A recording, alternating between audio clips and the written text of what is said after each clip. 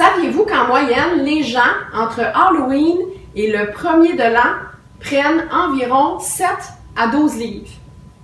Ici Pénélope, aujourd'hui, je vais vous parler de quelques petits trucs à prendre pour survivre au temps des fêtes. Effectivement, les gens prennent en général entre Halloween et le jour de l'an 7 à 12 livres, ce qui n'est pas négligeable. Donc moi, ce que je veux vous dire aujourd'hui, c'est qu'au lieu d'attendre en janvier pour commencer votre année du bon pied avec des nouvelles résolutions, tout ça, pourquoi pas commencer avant, commencer à intégrer de bonnes habitudes, même maintenant, 3 semaines avant Noël, vous pourriez commencer tranquillement pas vite à prendre de bonnes habitudes, comme ça vous seriez sur votre aire d'aller et vous pourrez commencer l'année 2015 du bon pied. Donc, une des choses très importantes que je veux vous dire pour pouvoir survivre au temps des fêtes, et c'est comme ça aussi à toute l'année, c'est vraiment de planifier vos repas et de planifier vos collations. Très important.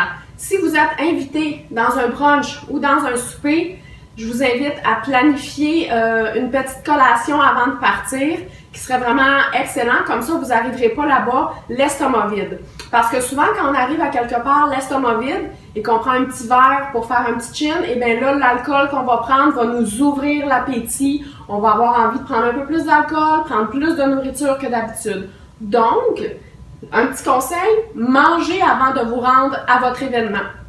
Vous pourriez prendre de simples collations, comme ça, ce qui fait que vous n'arriverez pas le ventre vide et vous aurez moins tendance à vous lancer dans toute la belle table qui va être devant vous.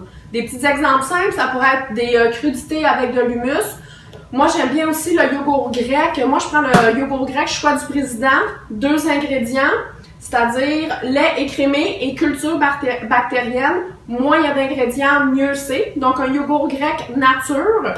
Je le mets avec mon coup de cœur de l'automne. En fait, ça s'appelle PB2. En fait, c'est du beurre d'arachide en poudre. Ils ont extrait le gras de la noisette. Ils ont broyé le tout. Et ce qui vous donne le même bon goût du beurre d'arachide, mais avec 85% moins de gras. Vraiment un coup de cœur. C'est naturel, c'est très bon. J'en mets partout dans mes yogourts, mes céréales, mes smoothies.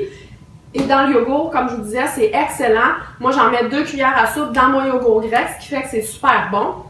Et c'est très soutenant. Une autre chose aussi qui est toujours le fun, qui est en épicerie tout au long de l'année, mais quand je les ai vus, hier, je me suis dit, je peux pas résister. Donc, des petites bananes. Hein? La banane contient beaucoup de sucre, mais dans les petits formats comme ça, c'est excellent. Les enfants aiment ça. C'est une quantité parfaite pour une collation. Vous n'aurez pas trop de sucre, mais ça va vous soutenir.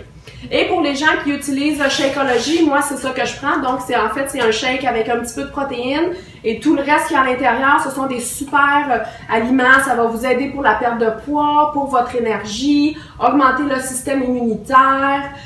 C'est sans OGM, sans gluten. Donc, c'est vraiment un excellent choix si vous avez Shakeology à la maison.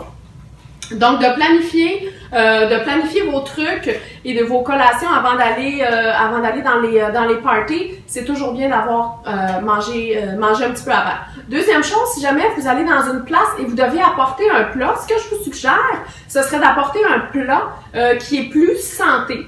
Donc, ça pourrait être un plateau de crudités, un plateau de sandwich fait avec des pains, avec des tortillas, avec de l'humus à l'intérieur au lieu de la mayonnaise. Ça pourrait être des salades de quinoa, salade de légumineuses. Comme ça, au moins, durant la soirée, vous allez savoir que ce plat-là que vous avez fait est plus santé. Vous pourrez en prendre un petit peu plus à ce moment-là. Je vous conseille aussi, quand vous vous servez devant les belles tables qu'il va y avoir devant vous, prenez un petit peu de tout. Votre assiette sera quand même assez remplie parce que vous allez prendre un petit peu de tout. Ça va vous permettre de goûter à tout. Et vous n'êtes pas toujours obligé de vous servir pour une deuxième et une troisième assiette. Hein. Gardez toujours en mémoire que vous voulez commencer à prendre de bonnes habitudes et tout ça. On veut s'amuser aussi, on est là pour célébrer. C'est sûr qu'on aime tout ça, les affaires qu'on a mangées quand on était petit. La tarte au sucre, les biscuits, les fudges.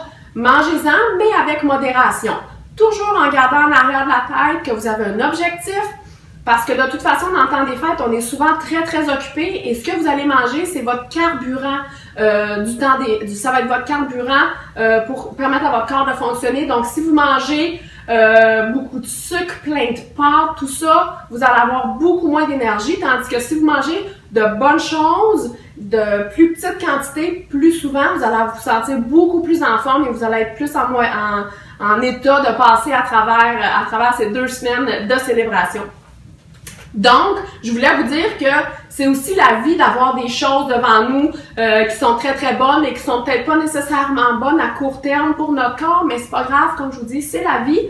Profitez-en quand même. Allez-y avec des plus petites portions. Gardez en tête votre objectif que vous voulez prendre de bonnes habitudes. Buvez de l'eau Perrier. Excellent choix. Alors voilà, vous allez pouvoir commencer votre année 2015 en forme, en santé et pouvoir atteindre vos objectifs. Donc, n'hésitez pas à commenter et à nous partager vos idées aussi sous la vidéo. Je vais lire tous vos commentaires. Alors, joyeuses fêtes!